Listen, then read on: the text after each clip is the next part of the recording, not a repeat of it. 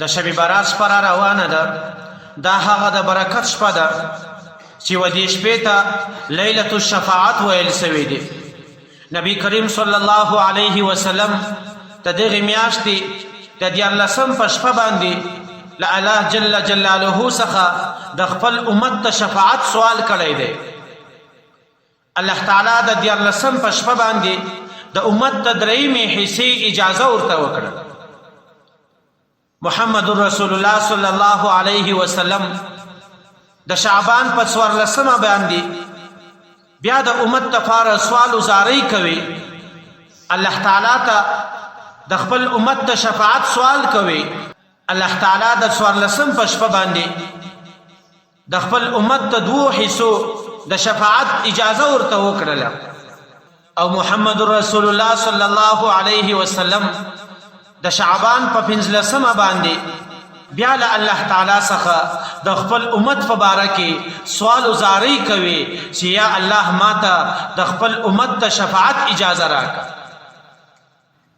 الله جل جلاله د شعبان په 15 شپه باندې و محمد رسول الله صلی الله علیه وسلم ته د ټول امت د شفاعت اجازه ورکړه.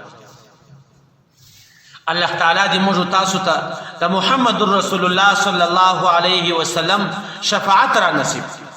نو دا د برکت شپه ده، دا د عبادت شپه ده، دا د مغفرت شپه ده. ما او تاسو ته پکار ده چې ما او تا باید دغه شپه ضایع نه کړو. دا د الله تعالی په یاد کې، د الله تعالی په ذکر کې تیرو. قربان تر محمد رسول الله سم چې زما او ستا دپاره محمد رسول الله صلی الله علیه وسلم 3 شپې و الله تعالی ته دا خواست کوي چې ماته د امت ته شفاعت اجازه راکړي. او ما او تا په هفته کې به 1000 وارې هم درود نوي باندې ویلی.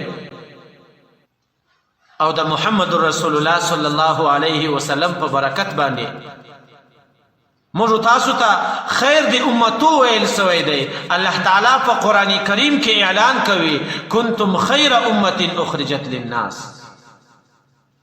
تاسو هغه بهترین دی امت یاست. نو ما او تا ته پکار ده چې په دغه مبارک شپو کې پر محمد رسول الله صلی الله علیه وسلم باندې درود شریف په کثرت باندې ووایي. محمد رسول الله زما او ستا دپاره 3 شپې له الله تعالی څخه د شفاعت سوال کوي، د شفاعت په باره کې زاری ورته کوي. نو د هغه شکریا خو ما او تا باید په درود شریف باندې ادا کو. پر محمد رسول الله صلی الله علیه وسلم باندې درود په کثرت باندې ووایو.